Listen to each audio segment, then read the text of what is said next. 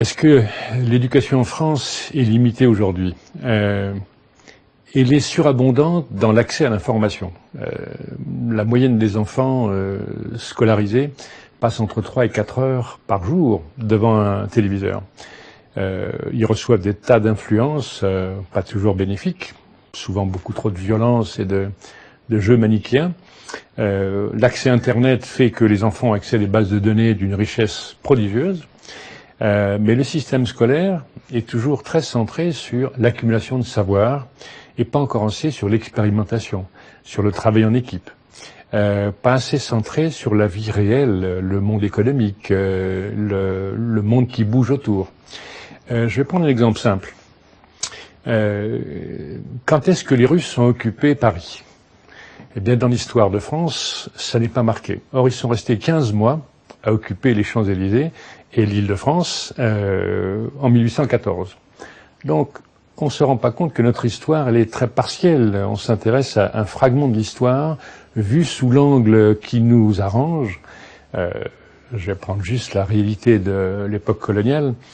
La France est devenue multiculturelle, mais on parle toujours très pauvrement et très faiblement de cette période importante du 19e et de la première moitié du 20e siècle.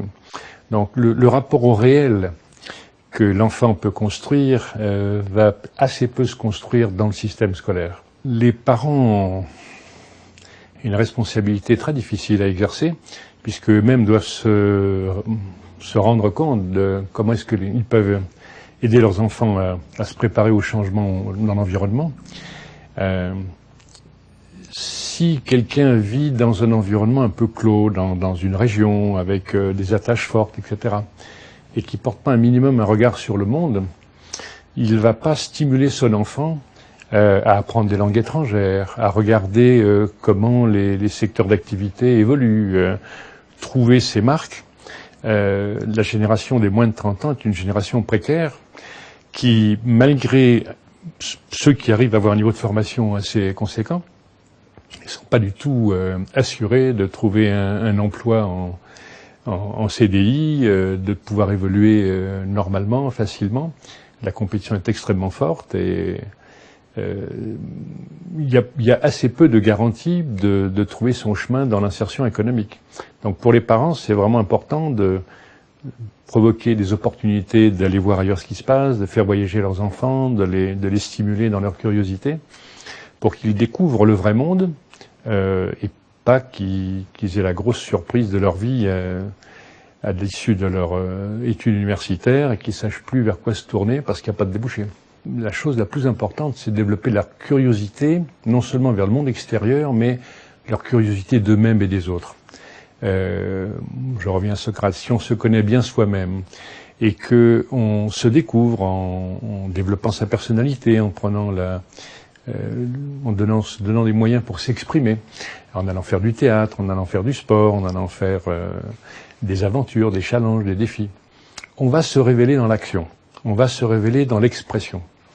Et c'est un élément important de l'apprentissage et du développement de la personnalité.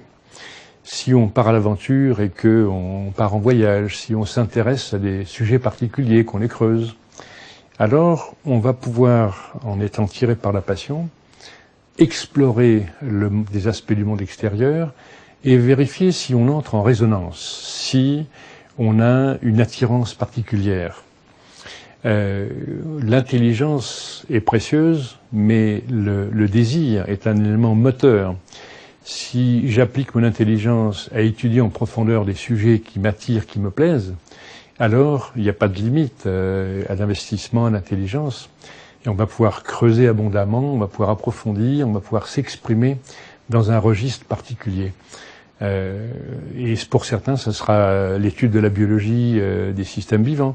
Pour un autre, ce sera la construction ou le génie climatique. Cultiver cette curiosité pour éveiller des passions, ça me semble une recommandation importante. Pour les 20-25 ans, bien souvent, quitter le giron familial pour s'inscrire dans l'environnement professionnel, c'est reproduire la recherche d'une cellule un peu réconfortante avec des relations affectives chaleureuses.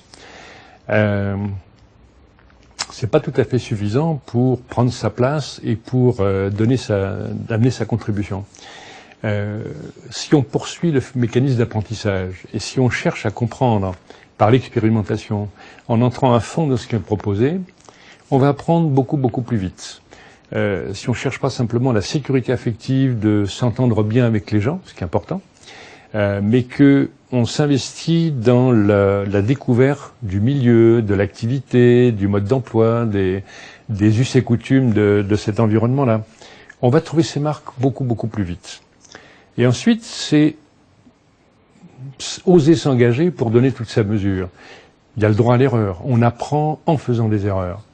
Donc, prendre le risque, questionner pour comprendre mieux comment s'y prendre, s'appuyer sur l'expérience des aînés, dialoguer chaque fois que nécessaire. Ça va permettre aux débutants d'aller beaucoup plus vite. D'ailleurs, des entreprises favorisent cette intégration-là en fournissant soit des mentors, soit des parrains qui vont participer à cette transmission non seulement du savoir-faire, mais également du savoir travailler ensemble, de la culture de l'entreprise.